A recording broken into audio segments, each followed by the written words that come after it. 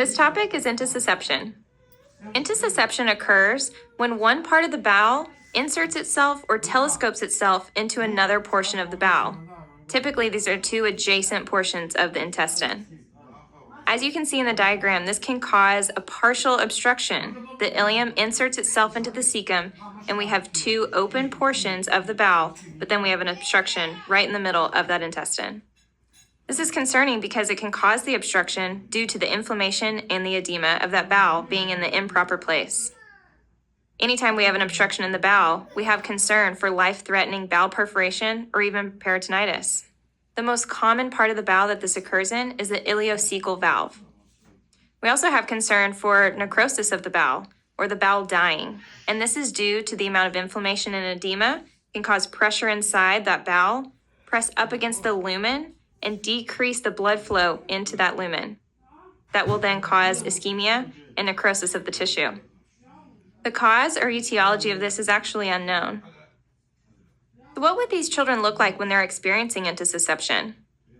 They're going to have intermittent, inconsolable crying episodes. So in between these episodes, they may be acting perfectly fine and playing and acting like it's a normal day.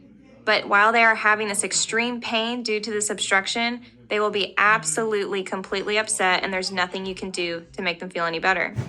These crying inconsolable episodes can happen between 15 to 20 minutes at a time. These pain episodes come on violently and very sudden. It's nothing that will slowly progress throughout the day. We may also notice on our exam whenever we're palpating the abdomen, the right upper quadrant, we may feel almost a sausage-shaped mass right there. And right below it, in the right lower quadrant, it may feel empty and you may not palpate any tissue. This is due to the intestine telescoping itself into the above intestine and causing that emptiness. These clients may also have a current jelly-like stool. This is a very late symptom in the progression of this illness, but it's also important to know about.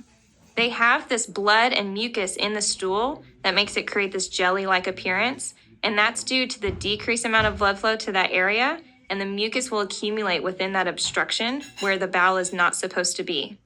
Because it's a partial obstruction, the stool will still be able to pass through the remaining amount of the intestine, but it will carry that blood and mucus with it, and we'll see the jelly stools. You can see the example of these type of stools in this picture.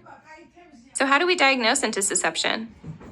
As with any other abdominal concern or symptom, we do an abdominal ultrasound. We can also perform a CT for diagnosis, but we try to decrease the exposure to radiation, so abdominal ultrasound is preferred. So remember, this can become a life-threatening issue, and we can have a bowel perforation, peritonitis, or even necrotic bowel. So that's a number one priority here. We want to make sure we can maintain viable bowels. We want to keep these bowels healthy and keep the blood flowing so they don't die or become permanently non-functional. So how do we restore the normal bowel? An air enema can be very effective. What this does is creates pressure and pushes out that bowel back to the position it's supposed to be.